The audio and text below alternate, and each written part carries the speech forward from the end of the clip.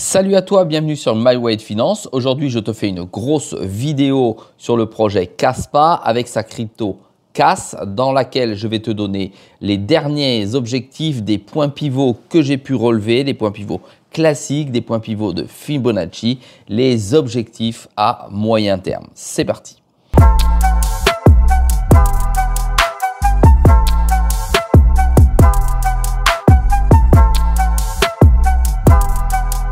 Sois le bienvenu dans cette vidéo. Je te rappelle qu'ici, il n'y a pas de conseil en investissement. Je te montre ce que je fais et comment je le fais. Je possède des Kas sur deux portefeuilles. Un portefeuille classique dit Alt Season ayant pour objectif plus de 100 000 $ et des Kas sur un portefeuille complètement sécurisé que je vais garder là à long terme et à très long terme. Alors quand je dis à long terme et à très long terme, c'est sans doute pour le prochain halving, c'est-à-dire dans 5 ans. Comme ça, c'est très très clair. J'ai absolument pas l'intention de sortir de Kaspa dans les mois à venir, si ce n'est sur le portefeuille qui a été créé à cet effet avec cette stratégie. Oui, j'ai positionné un investissement sur Kas plutôt sur le long terme, en ce sens où je compare le Kas avec sa technologie et sa nouvelle intelligence technologique, bien entendu, au Solana. Quand je suis rentré, il y a déjà plusieurs années dessus, où on a rigolé de ma position. Mais quand tu sais que j'ai eu du sol à moins de 6 €, et effectivement, tu comprends pourquoi je raisonne comme ça avec le Kaspa. Je me dis, je verrai dans le prochain halving, c'est-à-dire dans le 5e halving qui aura lieu là maintenant dans 1000 et quelques jours, c'est-à-dire dans 5 ans. Allez, on va aller tout de suite analyser le Kas parce que c'est ce qui nous intéresse dans cette vidéo. On va enlever ça tout de suite. Je te rappelle que le Kas est 42e dans ces 24 dernières heures, c'est-à-dire hier, il a fait un bond de 19,07% pour aller atteindre les 13 centimes 43. Ça faisait très longtemps qu'il n'avait pas bougé puisqu'il bougeotait. C'est tout ce qu'il faisait, tu vois. Il avait latéralisé tout simplement, sans faire de gros mouvements. C'était plutôt tristounet. On se demandait ce qui se passait. On sait qu'il y a des Kas sur un gros exchange et qu'il mettait le prix plutôt à la baisse et il le maintenait. Bon, rentrons pas dans ces détails, faisons une simple analyse sans de plan sur la comète. Donc, aujourd'hui, l'offre en circulation, c'est 25,5 milliards, d'accord, de Kas. Je te rappelle que c'est un jeton qui se mine. Je suis mineur du Kas avec justement un mineur. Je te fais des vidéos de temps en temps pour te montrer ce que je gagne et combien je gagne. Aujourd'hui, le Kas, ça vaut 3,4 milliards, bientôt 3,5 milliards s'il commence ou il continue à grandir. Le Kas, c'est quoi aussi? Le Kas, c'est un plus haut historique à 20 centimes de dollars. Et aujourd'hui, on en est à moins 45% du dernier ATH, c'est-à-dire le dernier plus haut. La communauté est plutôt bullish à 87% sur le jeton pour 13% de bearish, c'est-à-dire qu'ils sont plutôt vendeurs. Moi, ma position dans ce graphique-là, c'est qu'effectivement, je suis bullish sur le Kas. Je pense qu'il va faire de très très belles performances en 2025.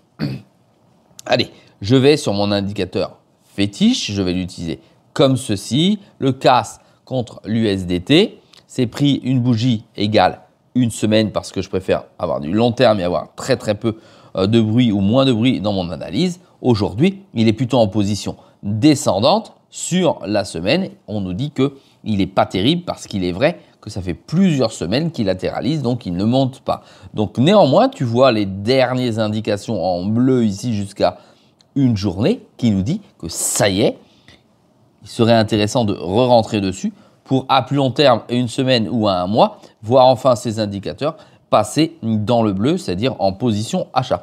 Ça signifie qu'il y a un mouvement conséquent qui se passe actuellement sur le Kas. Et ce mouvement conséquent, tu l'as vu ici avec, hop, on revient ici, plus 19,32% dans ces dernières 24 heures. Et on va aller voir ça tout de suite après. Allez. Donc, on descend et qu'est-ce que l'on va voir concrètement? Aujourd'hui, on va s'intéresser à l'indicateur point pivot de Fibonacci et on va venir prendre uniquement ces informations-là puisqu'il est plutôt en position de montée. On va voir qu'il est arrivé au middle et ensuite, on va pouvoir voir le R1, le R2 et le R3 qui m'intéressent tout particulièrement à la fois sur le point pivot classique et sur le point pivot de Fibonacci. Allez, soyons un peu moins techniques, rendons-nous visuels et allons directement sur la charte pour voir de quoi il s'agit. Je vais donc directement me connecter à TradingView. TradingView est pris avec une bougie en une journée sur la plateforme MEX. Et voilà à quoi ça ressemble. Ça ressemble à quoi? Eh bien, ça ressemble tout simplement, attends, on va enlever ça. Ça ressemble ici, en bleu, au middle. C'est-à-dire, c'est la moyenne aujourd'hui de la valeur du CAC. C'est-à-dire qu'on voit que le cours ici qui avait bondi de 19%, d'accord? Donc en gros, il a pris 2 centimes et quelques. C'est énorme pour un jeton de cette valeur. Tu vois la bougie en 24 heures, elle est très très très belle. Elle ressemble à des bougies comme celle-ci. Ça veut dire qu'enfin, il y a de l'échange. Enfin, ici, il y a un petit peu plus de volume. On en attend encore beaucoup plus. On va espérer effectivement que cette bougie passe ici. Peut-être pour aller se remettre ici sur la ligne bleue qui va devenir support pour peut-être aller vers le haut. Mais rien n'est écrit encore une fois parce que ça peut redescendre très très vite également vers le bas. Maintenant, on va considérer, parce que je suis bullish, que le marché va monter ces prochains jours ou ces prochaines semaines, parce qu'on n'est jamais à l'abri en crypto du futur. Et on va aller sans doute venir taper la première résistance que l'on retrouve ici. Donc, c'est le fameux R1.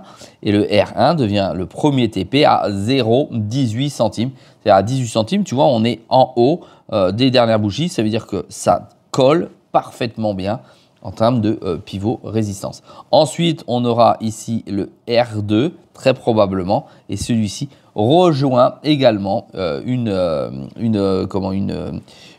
tête beaucoup plus loin. Tu vois, ici, qu'on va aller chercher, hop, très très loin. Je ne vais pas revenir dans l'historique jusqu'à la fin du monde, mais enfin, tu as compris.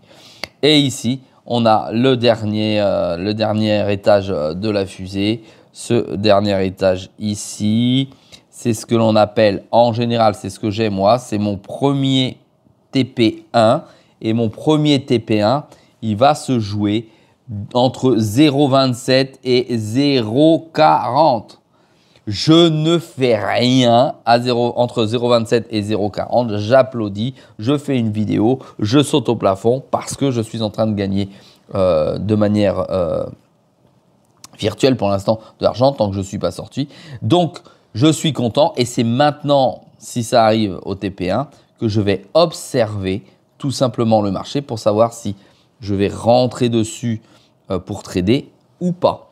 Donc, sur mon alt saison, je ne bouge toujours pas à 40 centimes et sur mon portefeuille longtemps, je ne bouge pas. Ça, ce sont des objectifs à moyen terme. Et quand je dis des objectifs à moyen terme, ça veut dire qu'on peut s'attendre à ça courant février-mars. C'est ma conviction puisque ici, on a des objectifs qui sont indiqués en semaines. Donc, on pourrait très très vite bondir vers ce type d'objectif, ou en tout cas, je vais te mettre très clairement bondir dans la zone. On va la mettre comme ça. Dans cette zone-là, on pourrait très très vite se retrouver dans cette zone dans les prochaines semaines, c'est-à-dire entre 4 à 8 semaines, 10 semaines dedans pour aller prendre une assise ici et ensuite, pourquoi pas, repartir vers le haut. Voilà, si ce type d'analyse te plaît, n'hésite pas à me le dire en commentaire. Si toi-même tu es bullish sur le CAS, bah vas-y, dis-moi que tu as du CAS, donne-moi aussi tes objectifs parce que je peux être complètement à la ramasse. Je te rappelle que ces objectifs sont des objectifs personnels. Ce n'est pas un conseil en investissement. Je ne te demande absolument pas de les suivre, loin de là, puisqu'ils correspondent à mon money management et je te dis ce que j'en ai fait. Donc, je t'indique uniquement ce que je fais.